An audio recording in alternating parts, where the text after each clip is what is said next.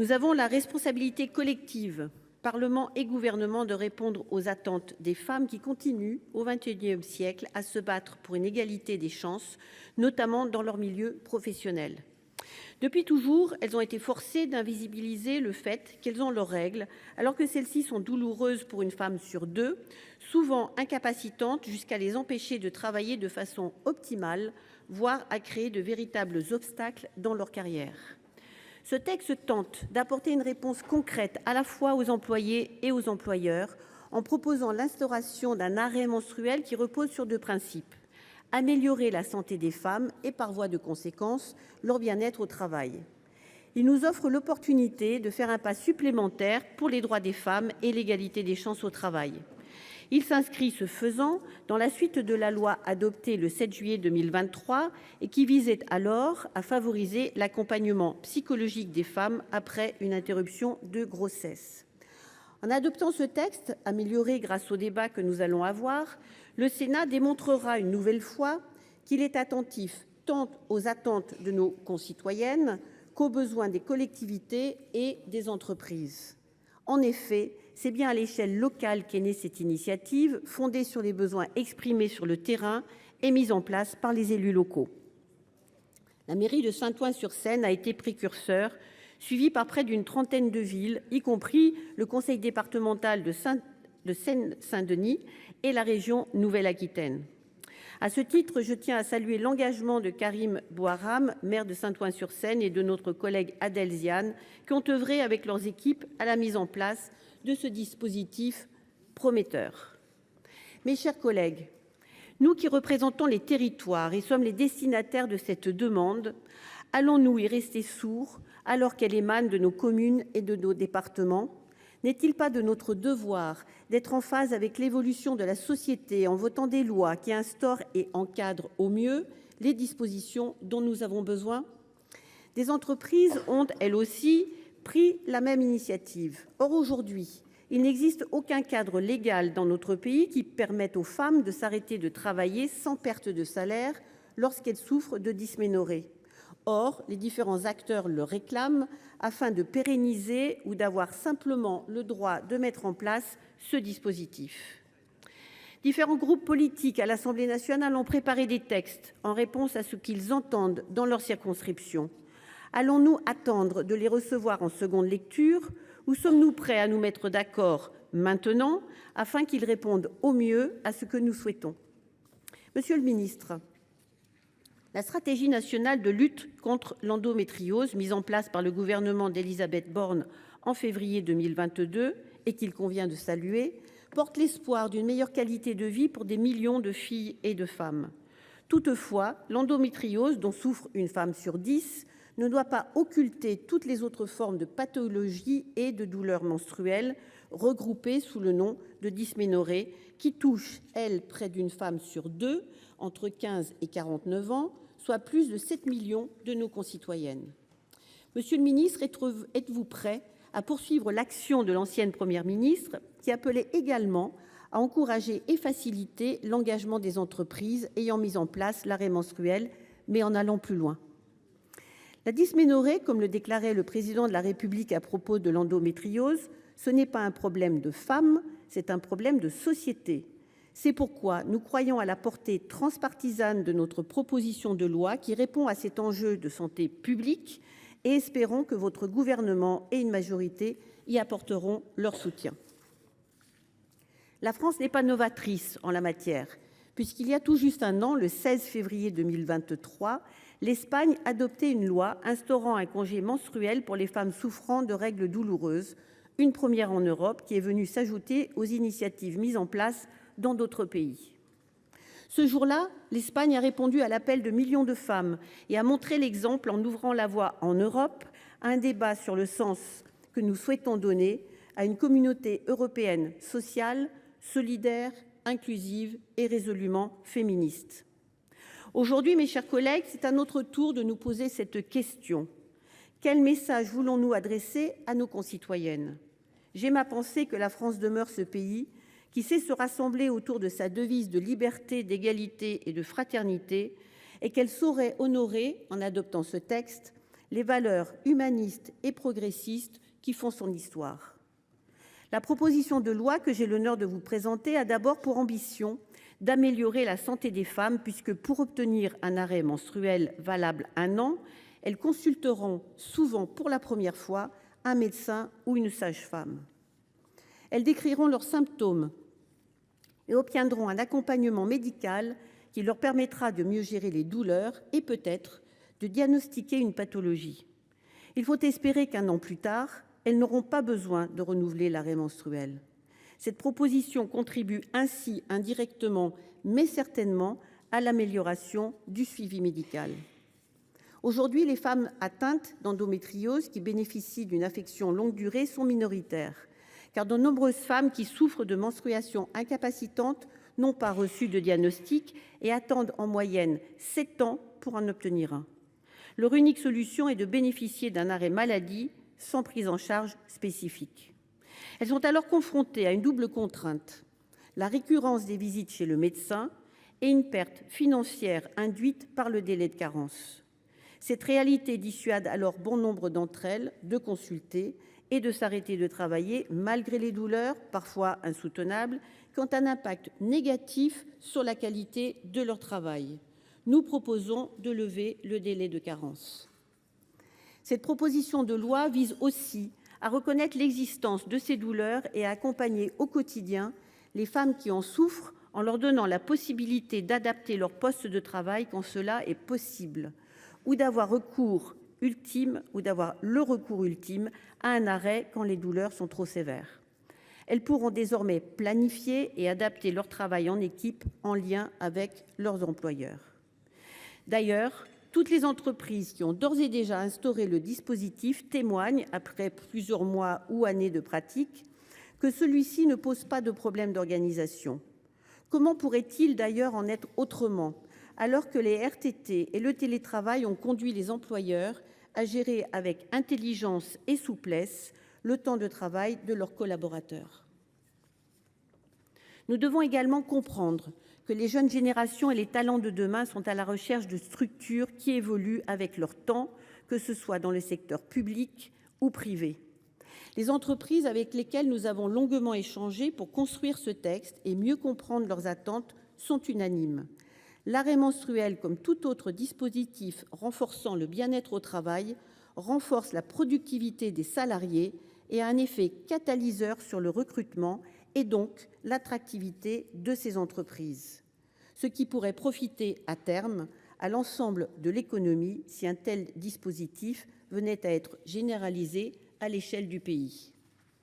J'entends que certains de mes collègues craignent les abus qui pourraient naître d'un tel droit.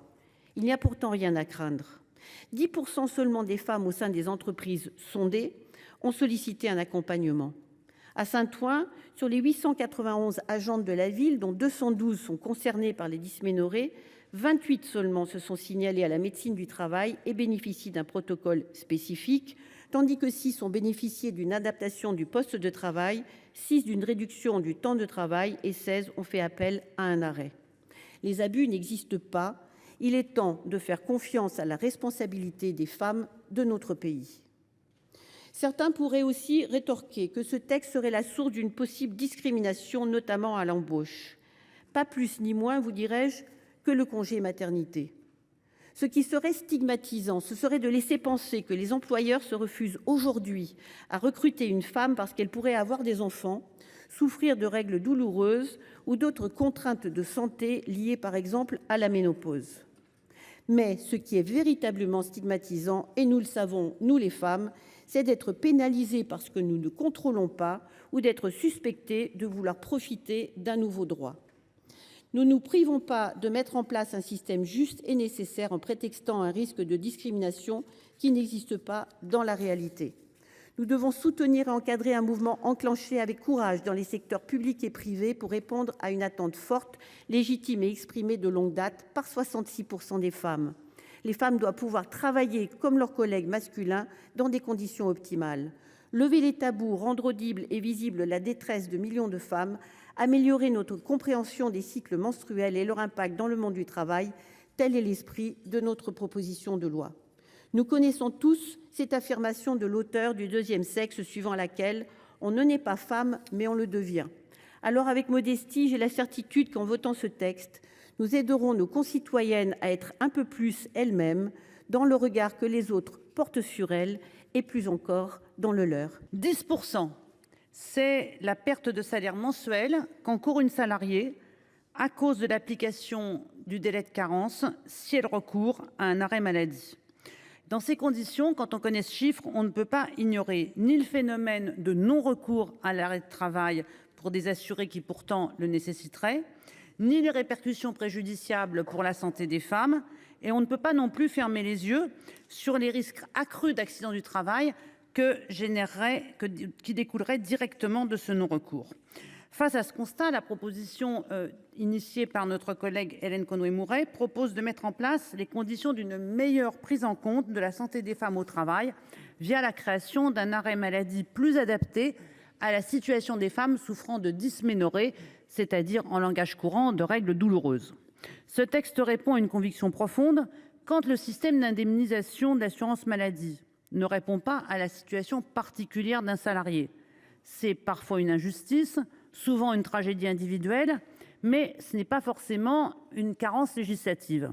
En revanche, quand il exclut de fait, par une indemnisation inadaptée, 15% des femmes salariées qui souffrent de douleurs menstruelles incapacitantes, il me semble que le législateur ne peut pas se contenter de compatir et qu'il doit agir. C'est ce que nous faisons ce matin.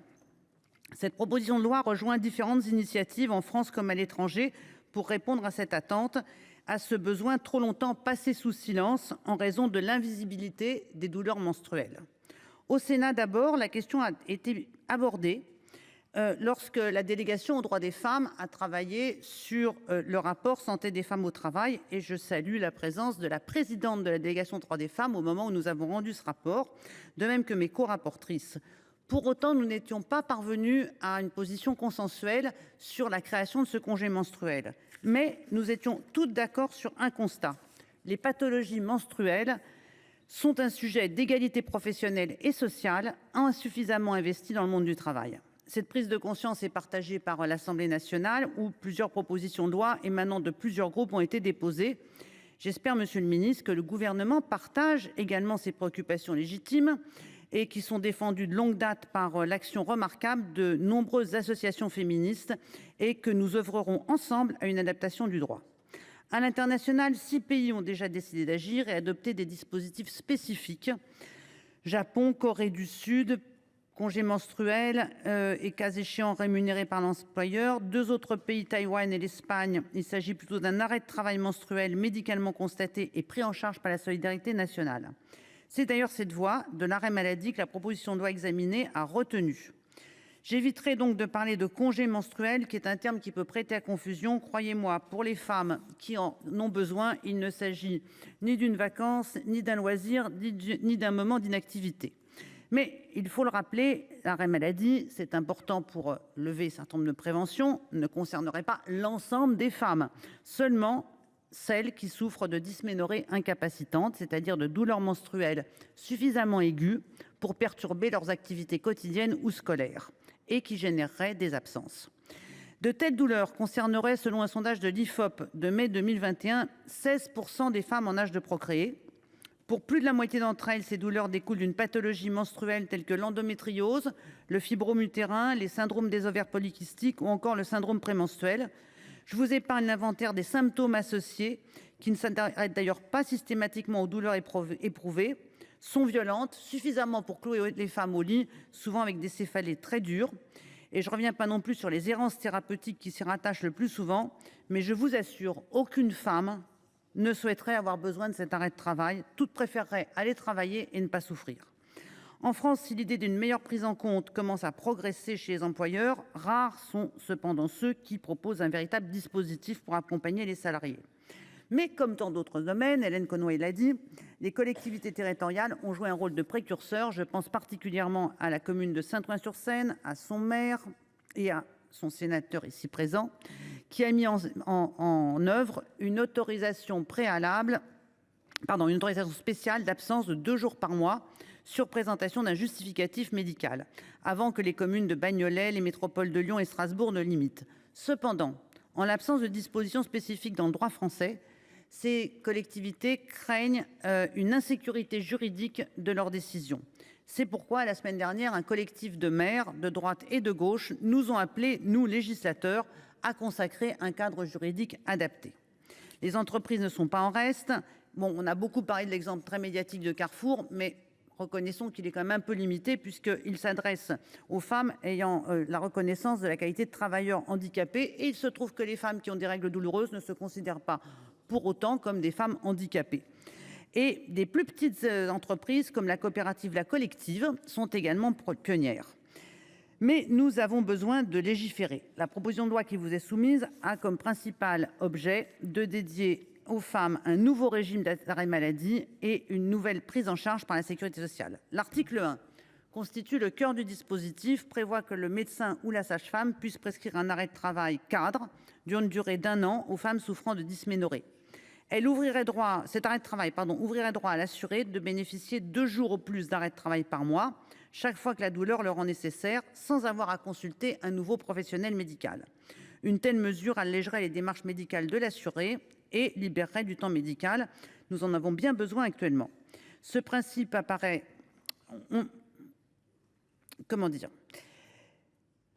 Cet arrêt de travail s'écarte du droit commun, c'est vrai, mais en l'état à la fois de l'offre de soins et de la spécificité de ces dysménorrhées, il nous paraît nécessaire de nous écarter du droit commun.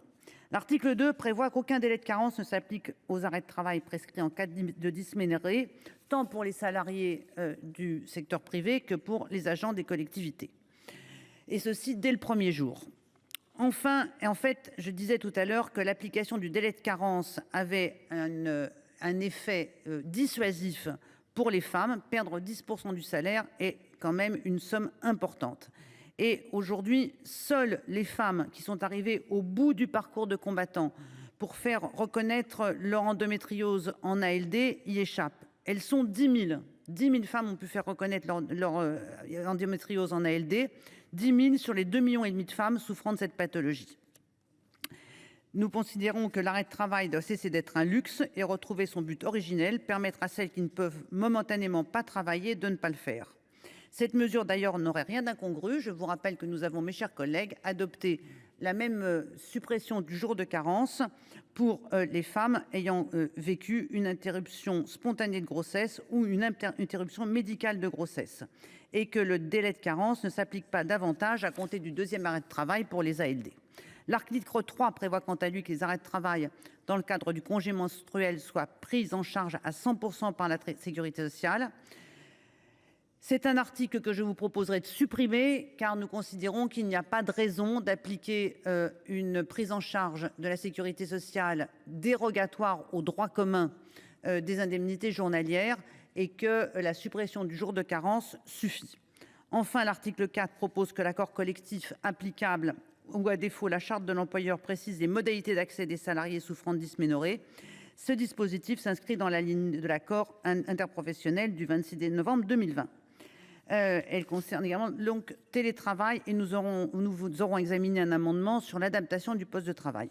Cette proposition de loi est prometteuse et par certains aspects, je reconnais qu'elle est novatrice.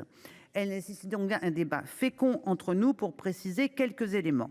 J'avais indiqué clairement en commission que j'étais prête, avec l'accord de l'autrice de la proposition de loi, à faire évoluer le contenu du texte et à examiner les amendements qui pourraient être apportés sur chacun des articles. Et je crois être restée fidèle à cet esprit d'ouverture en ayant proposé à la commission des affaires sociales des avis défavorables que sur 3 des 13 amendements en discussion.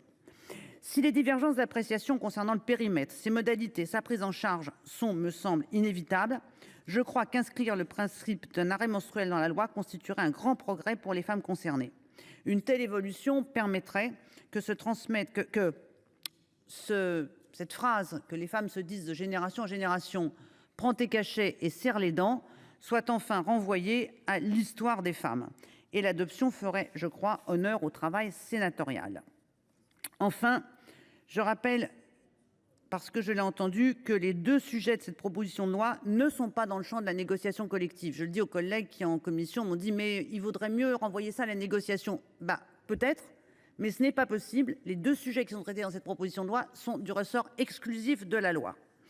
La PPL n'a donc pas été adoptée en commission, mais grâce aux amendements que nous allons discuter ce matin, grâce à la volonté d'ouverture de l'autrice, de moi-même et des auteurs des amendements, je suis très optimiste et bon espoir sur le fait que nous adopterons à l'issue de ces 2 heures une proposition de loi qui pourra ouvrir la navette parlementaire. Aujourd'hui, j'ai mes règles et j'ai la chance de ne pas faire partie des 16% de femmes qui auraient été dans l'incapacité de venir travailler et donc moi de me présenter devant vous pour exposer la position du groupe sur cette proposition de loi. Ce n'est absolument pas une provocation de ma part, c'est un état de fait et le sujet de cette proposition de loi, c'est de savoir comment on accompagne les femmes qui en souffrent chaque mois et comment on traite ce sujet de société. Je remercie mon collègue, seul homme intervenant dans cette discussion générale, de l'avoir souligné. C'est un sujet de société. Depuis la Seconde Guerre mondiale, le marché du travail s'est fortement féminisé. Et la loi dite Roudy, adoptée il y a 40 ans, prévoyait la possibilité de prendre des mesures au seul bénéfice des femmes visant à établir, et je dirais même rétablir, l'égalité des chances entre les hommes et les femmes, en particulier en remédiant aux inégalités qui, de fait, les affectent. Donc c'est à ce progrès que cette proposition de loi souhaite participer, en prenant en compte une spécificité de la condition féminine qui, faute d'avoir été reconnue jusqu'à présent, crée une véritable iniquité. Je veux vous dire qu'à l'image de ce qui a été fait récemment, avec l'arrêt de travail sans délai de carence mis en œuvre après une fausse couche, on ne doit pas laisser au seul dialogue social la responsabilité de répondre à cette question des menstruations incapacitantes. Je ne parle pas de règles douloureuses, je veux qu'on redise qu'il s'agit quand même de menstruations qui sont incapacitantes et que 16% des femmes sont concernées, nous ne le sommes pas toutes. On ne peut pas et on ne doit plus feindre d'ignorer les conséquences sur les femmes et leurs conditions de travail. C'est ce qui justifie d'établir un cadre légal. Un cadre légal et ne pas renvoyer à la responsabilité des collectivités qui se sont saisies du texte et qui parfois, malgré les délibérations prises de manière unanime dans certaines collectivités, se voient renvoyer par leur préfet l'interdiction de les mettre en œuvre faute de cadre légal, ne pas renvoyer aux seules négociations et prendre le sujet à bras le corps. Cette généralisation est l'assurance de ne pas créer de nouvelles inégalités en fonction des employeurs. Notre proposition de loi, et c'est vraiment l'objectif qui a été celui de Mme Conway-Mouret, mais également de Mme Rossignol, n'est pas une proposition de loi visant à venir donner des leçons de morale à nos collègues, absolument pas. Ce n'est pas une proposition de loi moralisatrice, c'est une proposition de loi d'ouverture. Et je suis particulièrement heureuse de voir que nous avons pu discuter avec une partie des sénateurs et des sénatrices pour l'améliorer, parce qu'elle n'est pas parfaite, et nous aurons l'occasion de le voir lors de la discussion des amendements. Je veux rassurer mes collègues qui seraient un peu fébriles sur quelques inquiétudes, et notamment les inquiétudes d'appel d'air, de combien ça coûterait. Déjà parce qu'on sait, en matière politique sociale, la tendance est toujours au plus au non-recours qu'à l'abus et à la fraude. Ensuite, parce que de toute façon, c'est un état de fait. Ces femmes qui souffrent de menstruations incapacitantes ne peuvent et ne viennent pas travailler. C'est un état de fait. Elles ne sont pas là et subissent finalement une double peine avec une perte de salaire. Cette proposition de loi, en levant le délai de carence, en adoptant un cadre légal, permet également de réduire les recours aux rendez-vous médicaux réguliers dans un contexte, et ce n'est pas à vous, monsieur le ministre, que je vais le rappeler, de tension dans des zones sous-dotées en personnel médical. Cette proposition de loi, elle permet de réduire aussi la durée des arrêts maladie, puisque la perte de revenus encourage. Et on le voit, certaines collectivités comme la ville de Saint-Ouen peuvent commencer à en faire la démonstration de cette expérimentation, à prolonger la durée, ce qui implique une gestion en ressources humaines ou dans les entreprises plus complexes. Et puis, cette proposition de loi, elle permet de ne pas faire subir les pertes de revenus dues à l'accumulation des jours de carence. Est-ce qu'on doit rappeler encore, mais je pense que c'est nécessaire, que les femmes du secteur privé gagnent déjà en moyenne 16% de moins que les hommes à équivalent temps plein? Oui. L'an dernier, à partir du 6 novembre 2023, les femmes travaillaient gratuitement. Devons-nous rappeler qu'il apparaît souvent que quand un métier se féminise, il se précarise? Oui. Devons-nous rappeler dans nos collectivités, dont nous sommes les porte-parole, que les femmes représentent près de 98% des ATSEM, 80% des agents de restauration, 93% des AESH? Et nos collectivités font face à des problématiques structurelles d'absentéisme à laquelle cette proposition de loi pourra en partie répondre. Je dis bien en partie, tant le défi est long. Enfin, elle s'inscrit, et c'est très important, et on n'a de cesse de le dire, en tout cas en étant membre de la Commission des affaires sociales, dans des politiques de prévention, en encourageant les femmes à être accompagnées. La prévention dont on rappelle sans relâche qu'en matière de santé publique, elle est souvent le parent pauvre de nos politiques publiques, alors qu'elle devrait être à la base de tout, prévenir plutôt que guérir, mais surtout que cela permet des moindres dépenses à l'assurance maladie à terme. Permettre aux femmes qui souffrent de menstruations incapacitantes, ce n'est pas toutes les femmes, tout le monde ne se ruera pas sur cet arrêt menstruel. De bénéficier d'un arrêt sur avis médical, c'est encourager ces femmes à rencontrer des professionnels de santé pour que leurs symptômes soient pris en compte et leur maladie éventuellement identifiée. Monsieur le ministre, vous parliez du diagnostic de l'endométriose. Ce n'est pas le sujet central de cette proposition de loi, mais ça peut faire partie de cet accompagnement au diagnostic. On ne peut pas simplement répondre qu'on va avancer sur l'endométriose, c'est plus large. À nous de nous assurer qu'un fait propre aux femmes n'emporte pas une inégalité dans le travail, mais qu'il est au contraire reconnu et pris en charge et encadré. Voter cette proposition de loi, c'est faire le choix de l'équité, mais c'est également, alors que nous approchons de la journée mondiale de la justice sociale, faire un acte de justice sociale.